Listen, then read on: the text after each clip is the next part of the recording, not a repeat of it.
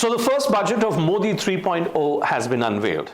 And as was expected, the devil obviously lies in the details, but it's clearly trying to address some key political concerns which were beginning to really trouble Modi Sarkar.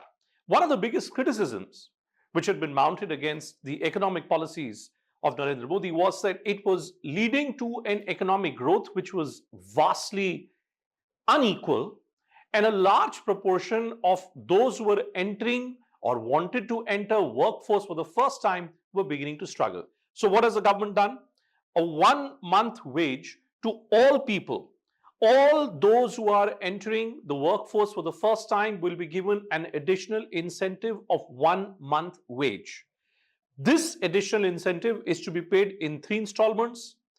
This can add up to 15,000 rupees, and this is applicable to those whose salaries may be up to 1 lakh rupees.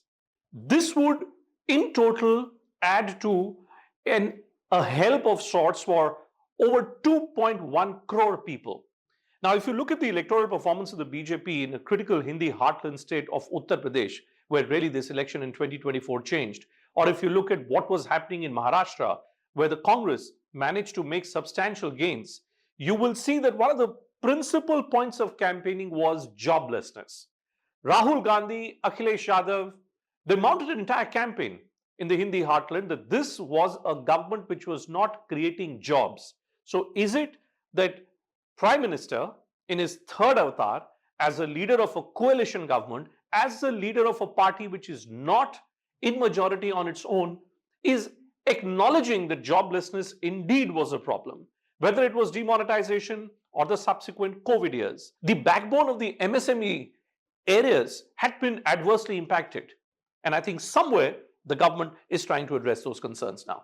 In addition to the sum of 15,000 rupees, the government for the first time is now trying to create an environment where the employers who may be, let's say, keen to create an ecosystem which leads to a greater number of jobs, there is an incentive of a specified scale which will be offered both to the employers as well as the employees. And this direct benefit, this direct cash transfer, will be applicable for the first 4 years since the time when a person enters a formal workforce. Yet again, an attempt being made somehow to assuage the concerns which have been raised by the youth of the country. There are some economists who have also highlighted this fact that maybe the government on its own is not managing to get the exact number of data points to counter the political narrative which is mounted by the opposition. So what is the government now doing? Often you would have heard that every time there is criticism that there is joblessness within the economy, the government starts looking at the EPFO numbers.